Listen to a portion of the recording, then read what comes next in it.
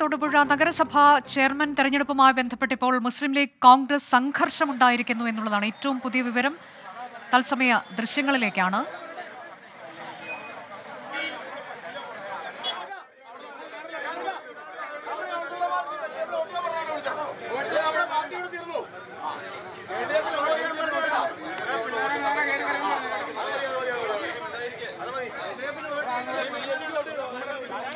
എബിൻ ജോസ് വിവരങ്ങളുമായി. എബിൻ, നഗരസഭാ ചെയർമാൻ തെരഞ്ഞെടുപ്പിൽ 2 സ്ഥാനാർത്ഥികളെ നിർത്തിയിരുന്നു. ലീഗും കോൺഗ്രസും വെവ്വേറെ സ്ഥാനാർത്ഥികളെ നിർത്തി. അഭിപ്രായ ഭിന്നതയെ തുടർന്നാണിത്. പക്ഷേ ഇപ്പോൾ ഇതൊരു കയ്യാങ്കളിയിലേക്കൊക്കെ നീങ്ങുന്ന അവസ്ഥ എങ്ങനെയാണ് ഉണ്ടായത്? മുന്നണി സമവായങ്ങൾ ലംഘിച്ചു എന്നാരോപിച്ചുകൊണ്ടാണ് കോൺഗ്രസ് പ്രവർത്തകരും ലീഗ് പ്രവർത്തകരും തമ്മിലുള്ള വാക്കേറ്റമുണ്ടായത്.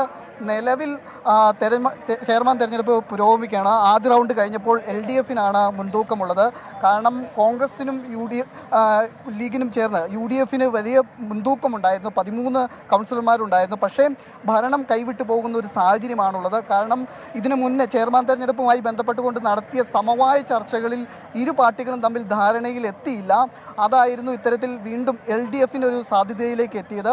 നിലവിൽ LDFിൻ്റെ സ്ഥാനാർത്ഥിയായി നിൽക്കുന്ന ആളാണ് ഇപ്പോൾ ലീഡ് ചെയ്യുന്നത്. ആദ്യ റൗണ്ട് വോട്ടെടുപ്പിൽ LDFിന് മുൻതൂക്കമുണ്ട്. കാരണം ലീഗിൻ്റെയും അതുപോലെ തന്നെ കോൺഗ്രസിൻ്റെയും സ്ഥാനാർത്ഥികളുണ്ടായിരുന്നു. അതുതന്നെയാണ് ഈ ഭിന്നത പുറത്തേക്കും പടരാൻ കാരണമായിരിക്കുന്നത്. നഗരസഭയ്ക്ക് മുന്നിൽ ലീഗിൻ്റെയും കോൺഗ്രസിൻ്റെയും പ്രവർത്തകരുണ്ടായിരുന്നു. അവർ തമ്മിൽ പരസ്പരം വാക്കേറ്റമുണ്ടായി.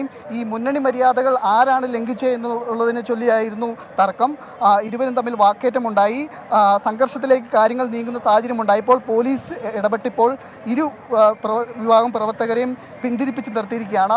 ഒരുപക്ഷേ ഈ ചെയർമാൻ തെരഞ്ഞെടുപ്പിന് ശേഷം വീണ്ടും ഇത്തരത്തിൽ തർക്കങ്ങളിലേക്ക് കടന്നേക്കാമെന്നുള്ളതാണ് സൂചന ലഭിക്കുന്നത്. ഏതായാലും നഗരസഭയിൽ മുന്നണിക്കുള്ളിൽ പ്രത്യേകിച്ച് UDFിനുള്ളിൽ വലിയ ഭിന്നതയിലേക്ക് കാര്യങ്ങൾ പോവുകയാണ്. ഭൂരിപക്ഷം ഉണ്ടായിട്ടും ഇത്തരത്തിൽ 2 കക്ഷികളും ഭിന്നിച്ചു നിൽക്കുന്ന ഒരു സാഹചര്യമാണുള്ളത്. വീണ്ടും ഭരണം പിടിക്കാനുള്ള ഒരു സാഹചര്യം ഉണ്ടായിട്ട് പോലും പക്ഷേ അത് UDFിന് മേൽക്കൈ ഉണ്ടായിരുന്നു തൊടുപുഴ നഗരസഭയിൽ. പക്ഷേ ചെയർമാൻ തെരഞ്ഞെടുപ്പിൽ കോൺഗ്രസും ലീഗും വെവ്വേറെ സ്ഥാനാർത്ഥികളെ നിർത്തി.